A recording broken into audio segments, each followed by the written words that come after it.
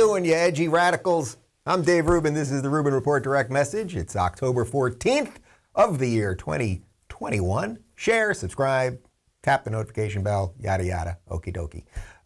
We're doing a Q&A today. We got a gajillion questions submitted over at rubinreport.locals.com. But before I get to that, I just want to say I'm feeling good about stuff. I think something might be shifting. I sense a disturbance in the force, and a good kind of disturbance. You know, yesterday I covered how CNN actually had two doctors on saying that vaccines, that, you know, the vaccine mandate so that you can get on a plane would not be necessary, would not be a good idea. I talked to you about how our sheriff here in Los Angeles is saying he's not going to force officers to be vaccinated. I sense a little pushback. There was the Southwest Airlines employees who basically caused a whole bunch of flight delays because they're against mandates. People seem to be pushing back, and that's actually a perfect lead-in for this first story that we're going to cover today, and then I'll jump into the Q&A. CNN's lead doctor, Sanjay Gupta. You see Sanjay on TV all the time. He's always telling people what they should and shouldn't put in their bodies, and he's a very respected guy. He's the chief medical correspondent over there on CNN. Well, he went on Joe Rogan, and as you know, Rogan does these 3-hour long-form interviews, basically no script, just talking it out.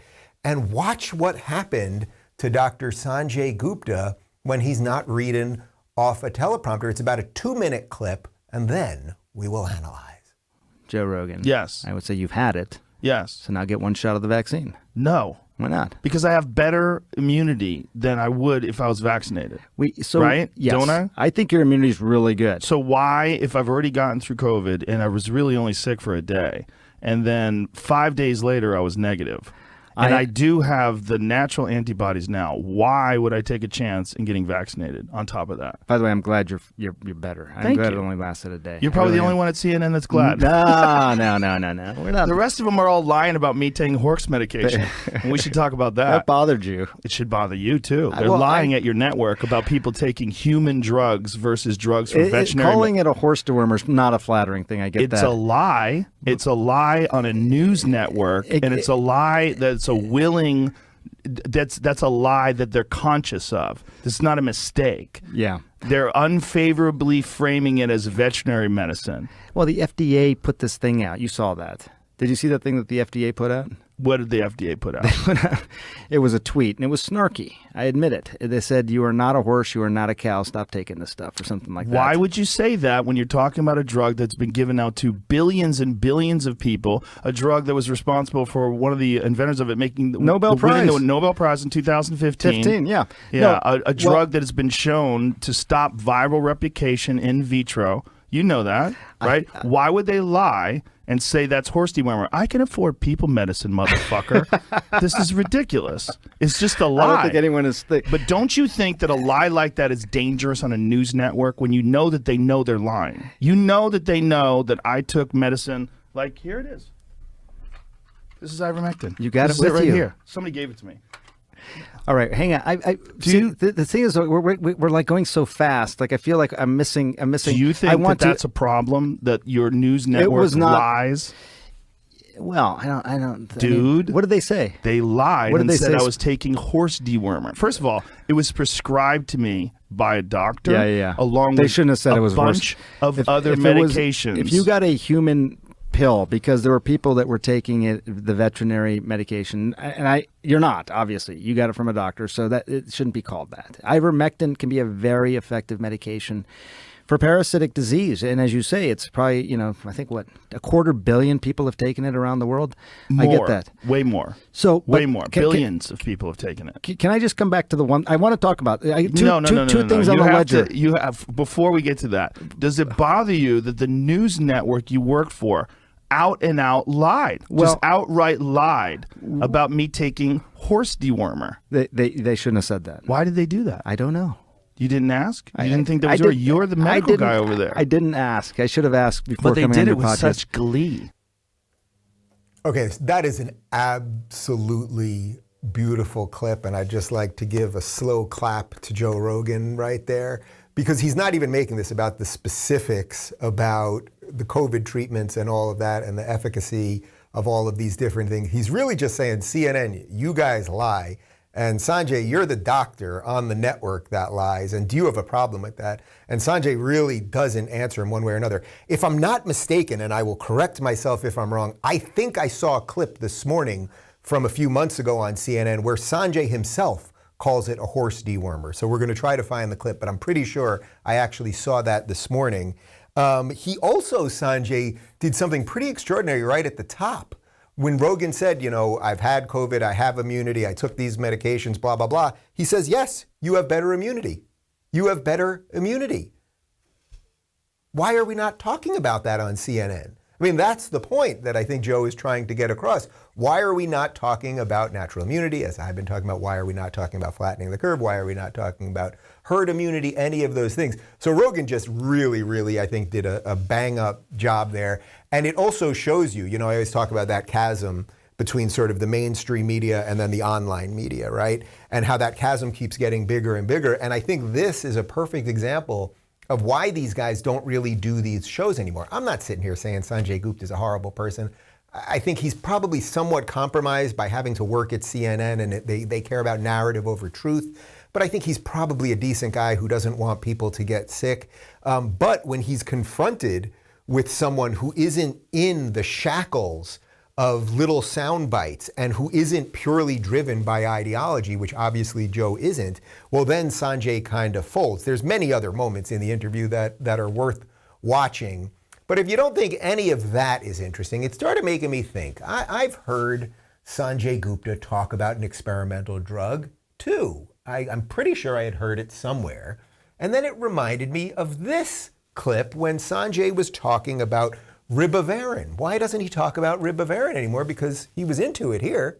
I know it's tough to hear. I've already gotten a lot of emails and social about the fact that I call this a humanitarian disaster, but I stand by it. It is.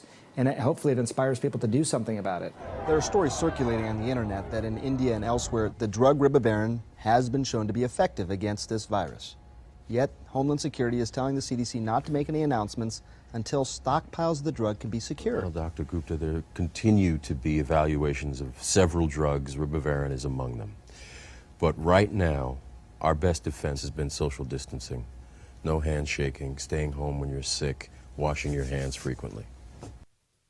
You see what I did there, people? That was Dr. Sanjay Gupta playing Dr. Sanjay Gupta in the movie about a pandemic, Contagion. It's a fantastic movie if you haven't seen it. And of course, there's Lawrence Fishburne. No, that's not Morpheus from The Matrix. That's Lawrence Fishburne, who is an actor pretending to be the head of the CDC. But Sanjay, for some reason, they can't get actors to play the doctors and the CNN people. They always have them play themselves. Everyone else is allowed to get an actor to play them. So yes, just to be clear before I get deleted for having shared misinformation, ribavirin is not a real drug. And Sanjay Gupta in the movie Contagion is not a real doctor. However, Morpheus in The Matrix, that's real, for sure. I have no doubt about that. Anyway, I just thought this was super interesting. And just to reiterate what I said at the top, I think there are some cracks that are starting to show, whether it's Southwest employees pushing back, whether it's doctors saying you're not going to get sick on a plane, whether it's parents saying, hey, I want more information before we inject our kids. All of this is sort of leading to something, but notice which way it's coming from. It's coming from us, the people. It's not coming because the government is like, oh, maybe we've gone too far down this road. Maybe we're pushing people too far. Maybe we're doing things that are unconstitutional. It's coming from us, the people. And guess what? You person watching this, you're you, the people, and you have a chance to fix this yourself. On that note, let's do a little Q&A. We got a bunch of questions submitted at rubinreport.locals.com. So let's take as many as we can. Missy says, do you think that deep down leftists are still convinced that the country is better off now? This is a great question that gets to intentions versus outcome, right? So I talked to Rand Paul a couple days ago, and I asked him some version of that also, which is, at what point do these people who bring in all of the bad policies, at what point do we say that their motives are no longer good? And what he said, which is sort of common phrase. It's like they have a big heart and a small brain, meaning they want to help poor people. They want to help black people and gay people and the downtrodden. But their brain is small, so everything that they do hurts those people and then hurts the rest of us by extension. So I don't know that there are many leftists wandering around right now, or even forget like hardcore leftist progressive Marxists. If you're just sort of the average, I would say slightly confused or don't care about politics that much Democrat, could you possibly think this thing's going well right now? As you're looking at the price of gas, and now these videos are coming out where we're having shortages at supermarkets, and when you see after what happened in Afghanistan, and you see the federal government trying to force states to do things, and like the series of things that we all know something ain't right now. We know something ain't right with Biden, like all of the stuff. If you're just the average person that pays a little bit of attention to it, well, you might pay a little more attention when you go to the supermarket and they either don't have something, or you notice that the price of chicken is up 25%, or whatever it might be. So I don't think that the average person thinks things are going well. I think the activist base and the ridiculous media, they're loving it because there is a desire. I'm sorry, I have to impugn their motives in this case. There is an absolute desire to destroy this country. Believe people when they tell you what they want to do. And Bernie wanted to burn it all down. These are the ideas that these people have brought in. AOC and Ilhan and the rest of them, they don't think America is good. Nancy and Chuck, who I don't think are crazy anti-American radicals, they're just not in charge of their own party, and it's pushed by the media and it's fueled by big tech and all of those things. But I don't think that the average leftist realizes it. That's my hope, at least.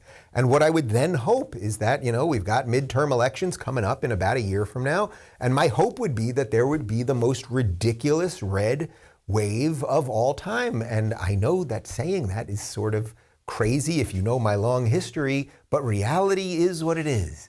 And you don't have to be a Republican, but you cannot be a Democrat if you think America is decent. And we must get rid of these people, and we must fight back. And I don't know what they think in their heart of hearts, but I know that their actions are destroying the country. So at some point, I guess this is the highlight reel on this one.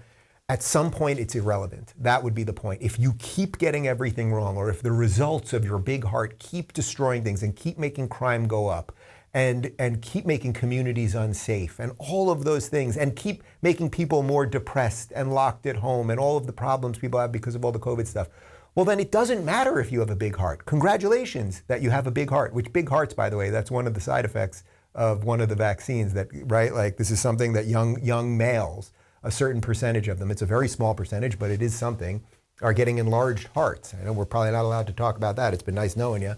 But again, I'm not telling you what to do related to the vaccine. But the point is, at some point, your good intentions, as they, the road that you pave in with those things, as that thing goes off the cliff and there's a whole bunch of monsters down there and they're hungry, Rancor Pit, we got a problem. Abby says, what are your thoughts on the Loudoun County cover-up? So this story is absolutely insane if you haven't heard about it. I actually just did an hour and a half on Megyn Kelly's podcast this morning. So you can find that on her YouTube channel. I think the full thing's up already if you didn't see it. Or you can listen to it on SiriusXM, where we covered this. The short of it is, for brevity's sake here, there was a girl in Loudoun County, Virginia, a young girl, I think high school. Was it high school or junior high? Can we get the age on her? I think maybe it was high school. But in effect, she was raped by a boy who was dressed as a girl in a school bathroom. I suppose the boy claims he was trans. It doesn't even matter. That's not really what this is about. And then there was just like a series of cover-ups. It was a high school girl, okay. There was a series of cover-ups at the school, superintendents, moving people to different districts. And basically, it's one of those things where everybody didn't want to make it seem like they were a transphobe. So then what do? You sacrifice at the altar of tolerance and diversity, you sacrifice a raped high school girl. That's what all of these people did. It's an extraordinary story. It's not getting much mainstream coverage, of course, because they don't want to expose the insanity of their good intentions. We just want trans kids to feel included. And by the way, that's perfectly fine. But when it leads to a young girl being raped by a boy who's dressed as a woman, whether he fully identifies or trans or whatever it is, we got a problem here. Daily Wire, by the way, is doing a great job of covering this. You're not going to find much on CNN or New York Times or anything else. And again, this is one of those things. If you believe in ideology, that we have to protect trans people above truth, which is, I'd prefer that young girls not be raped in bathrooms, then all sorts of horrible things happen. So maybe we'll cover it more next week. It's just a horrific story. And it's so obviously the extension of everything that we talk about on the show all the time. Vivian says, to change it up, what's your favorite Halloween candy and what is your least favorite? Without question, I love the Reese's peanut butter cup, okay? I love the cup. I don't mind the big cup. They have a super big cup. It can be a bit much. And I like the little cups, right? I'm down with that. Hate the candy corn. It's disgusting. Nobody should be eating it. It doesn't taste good. You feel horrible after you eat 3 of them. But a nice peanut butter chocolate dessert, who doesn't love it? Landon, and as far as I understand, there's no wrong way to eat one. So that's very exciting. Landon says, do you think the Biden administration's attempt to enforce a national vaccine mandate will backfire politically and legally? This is a little connected to the first question. Well, we're starting to see pushback. We're starting to see people that are going, hey, you know, I've kind of been okay with a lot of crazy stuff, and I don't really say what I think when it comes to a lot of stuff. And but now it's coming to my house, right? Now I work at home, I work remotely, I haven't been to the office in a year and a half, but I have to be jabbed by something because my company says so, because the Biden administration ordered a press release to be sent out, because it wasn't even an executive action as we covered yesterday. It was for federal workers and contractors, but not for ordinary companies. Then people start going, oh, this stuff's really hitting home. Or if right now, I mean, just think about it right now. We don't have kids yet. We're working on it, and God willing, it'll happen. But if I had an 11-year-old child right now, and here in California, where they're demanding that all children 12 and up be vaccinated, and by the way, Newsom has already said he wants it to be 5 and up. But if you had an 11-year-old child right now, and we know that there is virtually zero chance of children getting sick from COVID, not zero chance, 0.002, check the CDC numbers on COVID.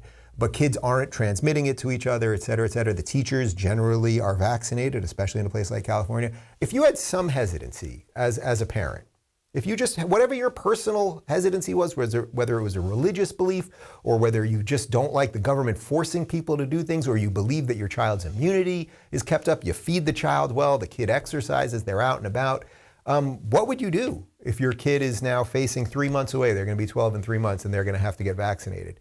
So the more that they push things that make people sort of in their day-to-day life, in their home with the children that they love and the spouse that they love, the more they push, holy cow, the government is making us do things that will literally affect you, right? Like the person who I share a bed with, the person who I sit on the couch with and watch TV shows. It's like now they can start igniting people to push back. And I sense that that's what's happening right now. What their next move will be, I mean, if people really start standing up, I mean, how can they call us all racists and all anti-vaxxers and fire all of us? I don't know, but there's some hope in the system right now. I really feel it right now. I hope you do too. Joe says, I'm seriously considering running for Congress by primarying the current GOP incumbent here in Florida's 12th district. Talk me out of it. I think the only way we get out of this mess is if normal, everyday people take over the House and start working in the best interest of the people and not the powerful donor class. Joe, why am I talking you out of it? You just said it. That's it. Regular people getting involved, whether you're getting involved politically, whether you're getting involved in your local community, whether you're going to school boards, whether you're, not that I want to put you on an FBI list, whatever you're doing in your life to fight back, that is it. So talk me out of it. I get what you're doing there, right? Because people wanted me to run for governor of California, and I still get all sorts of people asking me to do all sorts of things, and it's like, man, it will be a headache, Joe. Like, no doubt about it. Will they try to pull up stuff on you? Yes.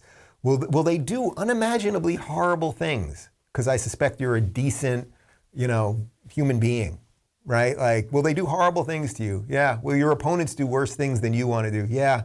But good people are getting involved. If you didn't watch my interview with Blake Masters, who's running for Republican on the Republican side for senator in Arizona, it's like, check out that interview. This is a decent guy. I've spent some time with him. He's a nice, decent man who did not want to be a politician, and he's feeling that he has to get involved to push back. J.D. Vance is another one in Ohio. You know, it's like these are not people who wanted to be politicians. These are people who actually just wanted to be decent people. But it's getting hard to be a decent person right now because politics has become so crazy, because the left has decided they are here to destroy the whole damn thing. And until enough of us say no, they're going to keep moving on us, right? And one big way you can say no, I'm not going to participate in the lie. I'm not going to keep letting you take away my freedoms. I'm not going to let you keep marching on all the things that I hold dear. Well, one way you can do it is by getting involved politically. So I get it, man. I get why you'd want to be talked out of it, but I'm not going to do that. With the way you phrased that question, you seem like exactly the type of person that should get involved. And how about this, Joe? If you get involved, I will have you on the show. There's my commitment. Let's contact Joe directly. If Joe will run for political office, I will put him on the show. There you go. Talway says, not a political question, but I've always been curious what your favorite holiday is and what day means the most to you. I'll answer that in two ways. I would say my favorite holiday is Thanksgiving. You know, the idea that we have this purely secular holiday to be thankful for all of the good things for America, on top of the fact that David's an incredible chef. It's the one holiday that we host here at the house. It's with all his side of the family, and they're all great chefs. So like our food is amazing, but it's like this great time to just be appreciative of all the good things of America. And for someone like me who's in the political fight all the time, and you know, some of the just endless nonsense that it's not, I don't want to make it about me, but that I have to deal with in terms of the public part of my life and fighting for the goodness of this country, that there's a day that we like stop and honor that this thing is so freaking good, and you better remember that. You better remember that, because in 10 years, if we keep going the direction we're going, you're going to go, man, remember that, America? Maybe we're starting to get there anyway, even though I'm hopeful on this pushback right now. We are kind of veering in that way, right? Doesn't it kind of feel like that? If most of us could just go back to, say, 7 years ago, and we'd just be like, if that's the America we could have again, and feel like we could maybe fight a little more then, well, if you think you should have fought a little more then, we should probably fight a little more right now. So I would say Thanksgiving in that regard. I would say in the last 2 or 3 years, you know, as I've sort of come around more on the spiritual side of myself and the religious side and the traditional side, I would say Passover has become very important. You know, Passover, obviously, which is the story of the Jews' exodus from Egypt into the Holy Land, into Israel, even though I know the modern left thinks Jews have nothing to do with that place, even though there's all this Hebrew written on all these artifacts from thousands of years ago. But okay, you know, the story of a people sort of reclaiming their identity and moving forward, and not just accepting what a totalitarian regime wants. It feels valuable to me, right? Like the Pharaoh owned these people. They were slaves in a strange land. And there are messages in that are valuable right now about standing up for what is right and fighting for what you believe in and all that. So I've found Passover to be particularly poignant over the last couple of years. And also you got to drink 4 cups of wine. So that's pretty good. That's pretty good. Storm says, our city assembly just voted to reinstate the mask mandate after some vulgar people spoke out against it. How do we get the best people to speak out against this without getting crazy? So first off, I don't know what city that is, but more mask mandates. Really? October 2021, and you're going to force people to put cloth on their face at this point? Does the vaccine work or not? Can people make choices for themselves or not? If you're vaccinated and wearing a mask, why would you force someone else to do the exact same thing unless you're an anti-vaxxer? I'm really sorry to hear that. I don't know what city we're talking about. I'd like to know. I mean, still here in LA, these idiots are still doing it. I just don't leave my house and everything's just fine here. You guys are good, right? You're good? Oh, and by the way, Michael, you're feeling 95% today. Remember? Michael had a little bit of the sniffles. So he didn't come in one day. He came in yesterday. He was at, what were you at yesterday? What percentage would you say? 90? He was at 90 yesterday. He's at 95. No one has dropped dead here. Connor, you all right? Connor's okay. So everything's fine around here because we let people make choices for themselves. I didn't demand he have an experimental procedure to work for me. So your question, though, is what's the best thing we can do? Is start talking, man. Start talking in your town to your friends and your neighbors, and maybe with a little bit of humor, kind of hint to people what you believe. Boy, we're out, you know, your neighbor's mowing the lawn, you're walking the dog. it's nice to be outside without a mask, isn't it? And then they might go, boy, it is nice to be outside without a mask. That guy doesn't seem completely bananas. Next thing you know, you're having dinner with these people. Turns out you agree on a whole bunch of other stuff. Actually, there's a little bit in my next book about this sort of thing and how we can sort of rebuild things bottom up and with neighbors and your local community and all that. Sherry says, what's your best guess about the Biden spending package? Do AOC and the progressives compromise down to $2 trillion? If so, will Manchin and Sinema agree? Or does the current pressure make Manchin and Sinema blink? So I'll answer the second part first. On the blink part, like, are they just going to keep pushing 3.5 trillion? And now I've heard they even want to get it to 4. Like, are they just going to keep pushing that, keep calling Kristen Sinema a far-right maniac, keep attacking Joe Manchin? These are Democrats, by the way. Is the media just going to keep trying to destroy these people and have people show up and accost them in bathrooms and on airports and at airplane, all these things? Like, is that the route that we're going to go, and will that break them eventually? I suspect that's not going to break them, actually. I think they knew it was kind of coming. It's not fun to be accosted in a bathroom or on an airplane or at an airport, but I don't think that's going to break them. If anything, I think it's showing them, boy, we're really fighting some radical nuttiness. And it's radical nuttiness that the Democrats obviously have wanted to be here. Just watch the video we played last week that we've played a few times. Maxine Waters, get up in their faces. Don't let these people have dinner peacefully, et cetera, et cetera. This is what the Democrats want. They want a hyper-polarized political society so they can keep attaining power throughout it, because everything will feel so hysterical. Only they, through tolerance and diversity, can make everything okay. So as for your question, whether they get this down to $2 trillion or not, look, they've got some negotiating power, right? I think there was a letter sent from Manchin to Chuck Schumer a few months back where he said he was never going to sign anything over $2 billion. Does that sound familiar? I think it was over $2 billion, maybe it was 2.5. So look, this is what politics are about. It's about negotiation. So Manchin had stuck out a position. It was either 2 or 2.5 billion. He had said that months ago. So then they basically doubled that, right? They went to 3.54 billion. So it's like, let's see. Oh, he had wanted, what was it? I'm sorry, trillion. I keep saying billion. He wanted 2 trillion. They're trying 3.5, maybe 4. So the point is, this is what politics is. It's a negotiating process. I suspect they're not going to blink, but then the question is, will the rest of the Democrats blink? Like, they're so radical that will they be like, oh, 2 is enough? And by the way, it costs whatever the final number is, it does cost that number. It doesn't cost 0. Just because you're taking it from other people doesn't mean it costs nothing. Kyle says, as unlikely as it sounds, what would you think of a Ron DeSantis, Tulsi Gabbard presidential VP unity ticket in 2024? Well, first off, I think it would be freaking fantastic. That's number one. And I will even go a step further. And I don't know that Ron DeSantis or Tulsi Gabbard will be thrilled if I say this. I don't think it's that unlikely. I actually think there might be a decent shot of something like that happening.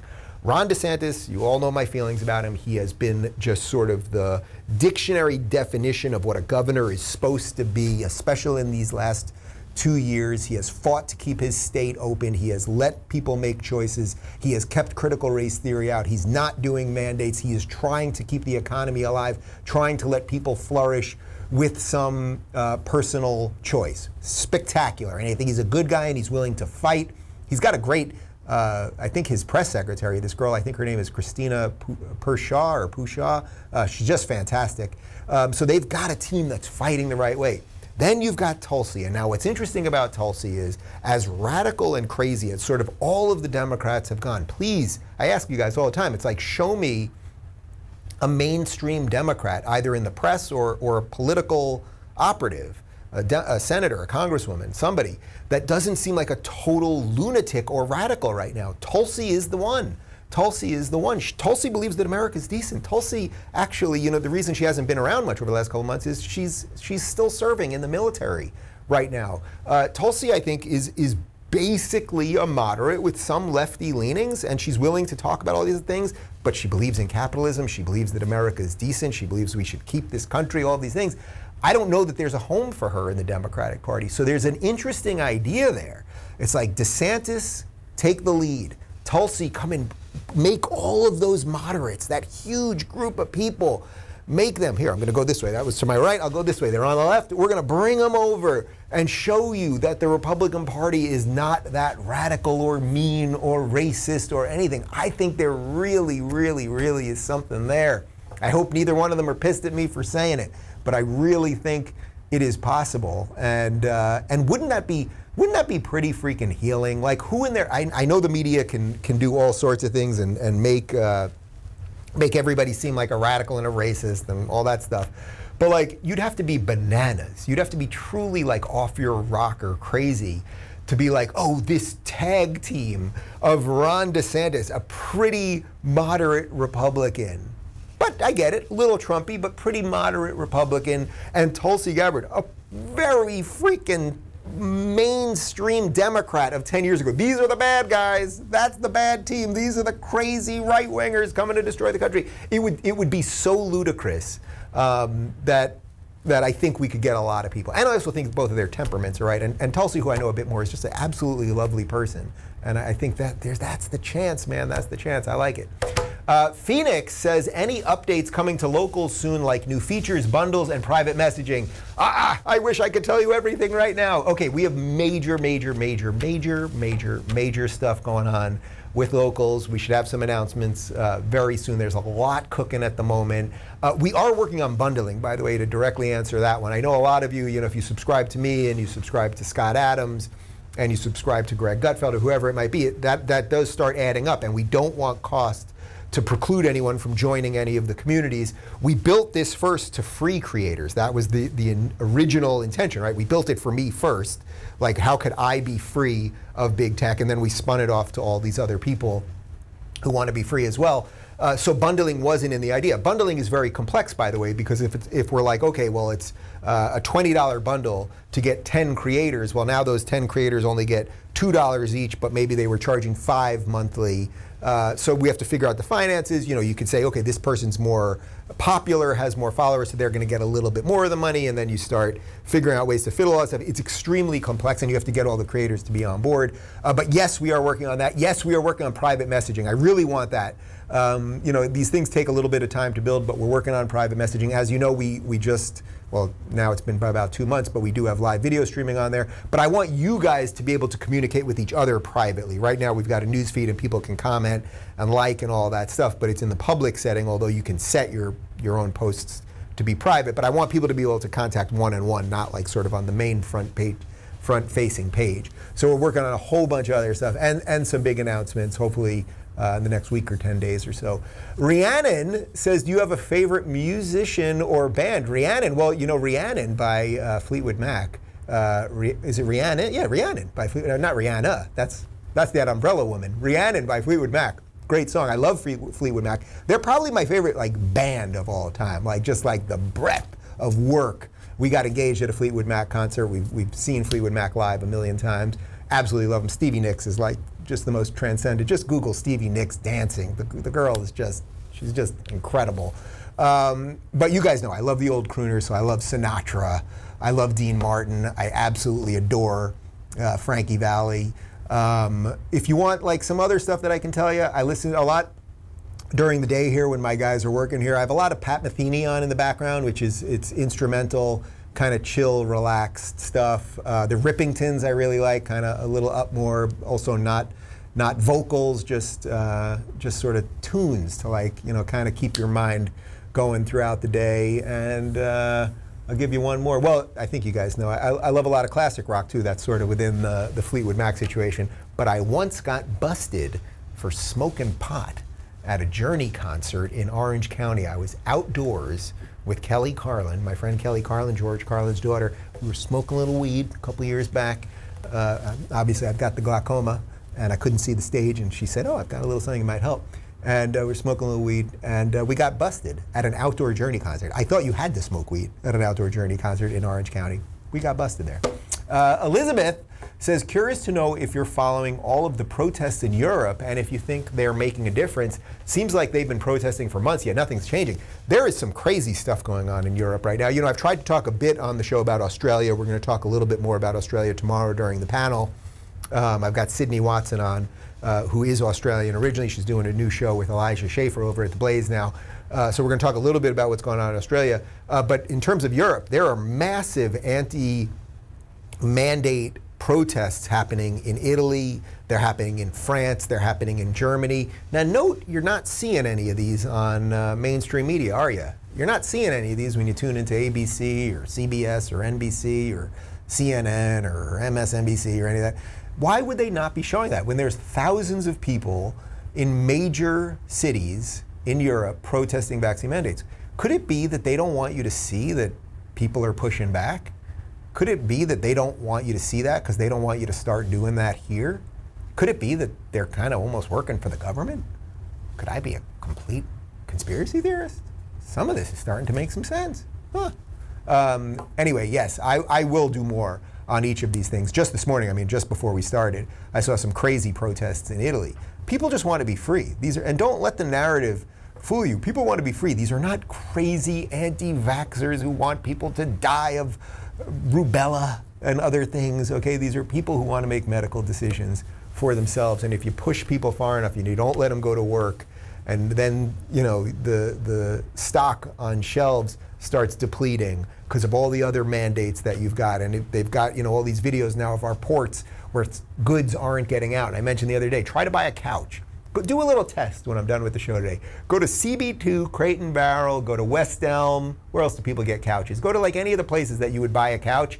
Just literally put in any couch and try to buy it and see when the delivery date is. And from what I'm seeing, because we were going to buy a couch, everything now is like March, April to buy a couch. Remember in the old days? Remember when America was America and you could buy a couch and have it delivered in 3 days? Yeah, those days are long gone, my friend. But I think we're going to get them back because I'm feeling good.